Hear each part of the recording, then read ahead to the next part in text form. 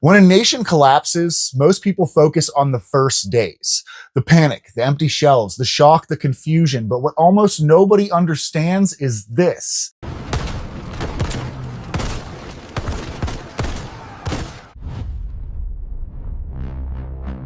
Collapse isn't defined by the chaos at the beginning. It's defined by what happens after the chaos fades. Because in the first week, people panicked. In the second, they started to break. By the third, they were accepting. And in the fourth week, the struggle for control began.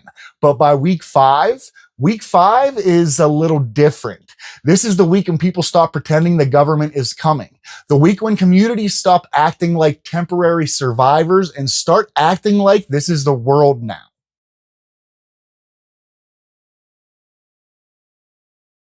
By week 5 of a national collapse, the country enters a phase most people never even consider.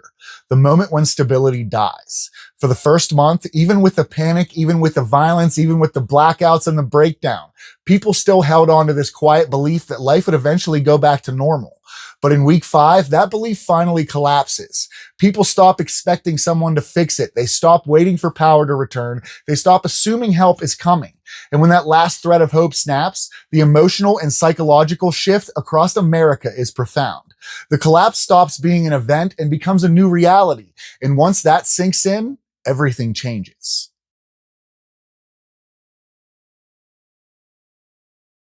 Something subtle happens in week 5 that signals how deep the collapse has already cut. Routines disappear. In earlier weeks, people tried to hold on to habits, cooking at the same time, organizing their homes, checking their surroundings every morning, keeping a mental schedule. But by now, days are bleeding together. People sleep when exhaustion forces them to. They eat whatever food is available. They stop tracking time because time no longer means anything. There are no work days, no weekends, no appointments, no deadlines. The rhythm of modern life dissolves, and with it goes the sense of purpose and direction. The structure that kept people grounded is gone, and the collapse moves from physical to psychological.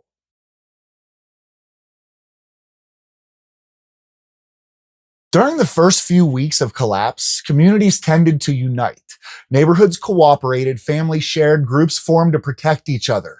But unity under stress has a very short lifespan. By week 5, the cracks in the community begin to widen into full fractures. Resources are thinning, tempers are shorter, and stress over constant vigilance is wearing everyone down. Arguments over rationing escalate into personal resentments. Leadership gets questioned. People begin hoarding or hiding what they have. Trust erodes, and suspicion fills the space where cooperation once lived.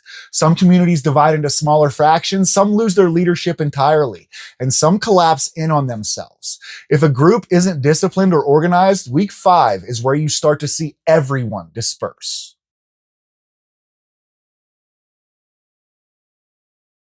Water becomes a critical breaking point in week 5. Not a challenge, a crisis. Stored water, no matter how well planned, it's depleted by now. Collecting rainwater is inconsistent, and polluted air often makes it unsafe without intense purification. Rivers and lakes are contaminated from weeks of sewage overflow and human waste. Boiling water consumes precious fuel, and filtering is too slow to supply entire groups. People begin rationing at extreme levels, suffering dehydration without even realizing how fast it's affecting them. For the first time, groups look beyond their own areas, searching desperately for new water sources. And this is where the potential for conflict begins to grow. Because once water becomes scarce, every nearby group becomes either a threat or a competitor.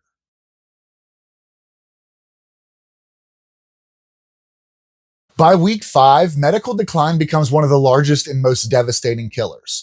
What used to be minor issues, a cut, a fever, a sprain, now escalate into life-threatening conditions. People who tried to stretch their medications finally run out. Chronic illnesses accelerate, infections spread quietly, malnutrition starts to weaken the immune system.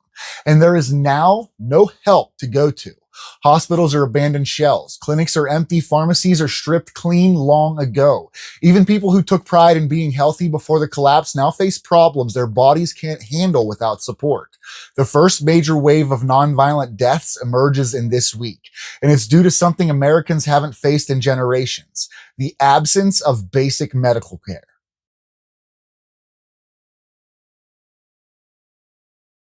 Week 5 is the turning point where entire neighborhoods, groups, and shelters begin to fail outright. Some are undersupplied, some break apart from internal conflict, some get overwhelmed by illness or dehydration, and others simply lose the will to continue.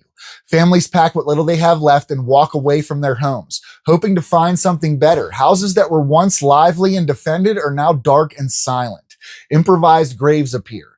Clothes, bags, and trash lie abandoned where families once lived, and the landscape begins to reflect the collapse. Not as chaos, but as emptiness. Week 5 is the first time the country visibly looks emptier than it did before. It's the quiet collapse, not the loud one.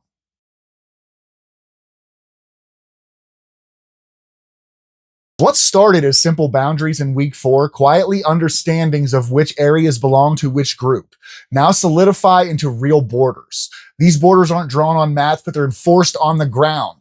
People guard intersections. Roads get blocked permanently. Scouting teams monitor nearby fields, rivers, or abandoned buildings. And small confrontations become normal.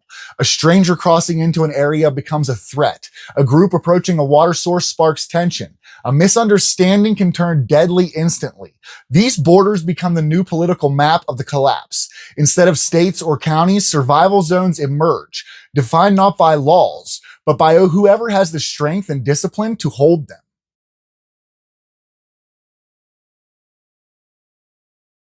Early in the collapse, violence was chaotic and emotional. Looters acted out of panic, crowds out of fear. By week 5, violence shifts to something far more dangerous: purpose.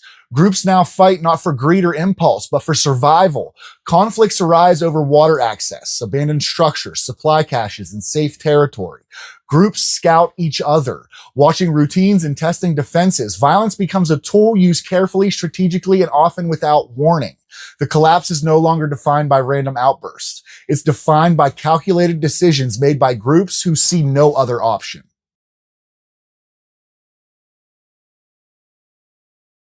By week 5, people are no longer who they were before the collapse. Entire communities take on new identities based on their leaders, their resources, and their survival skills.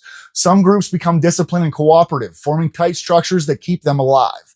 Others become paranoid, aggressive, or unstable. Some groups turn inward, avoiding all contact.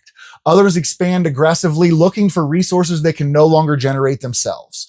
What emerges in week 5 is the new kind of America, not defined by cities and states, but by small clusters of people shaped by trauma, scarcity, and necessity.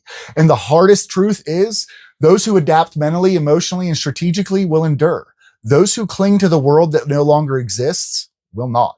Week 5 is the week stability dies. It's the moment people stop pretending things will go back to normal and begin facing the world exactly as it is. The collapse becomes a living system, shifting, evolving, dividing, and reshaping itself into something entirely new. And from this point on, survival isn't just about the supplies you stored. It's about how you think, how you adapt, and how you navigate a world that no longer plays by the rules you grew up with. This is Appalachian Prepper. Stay vigilant, stay ready, and as always, stay safe out there.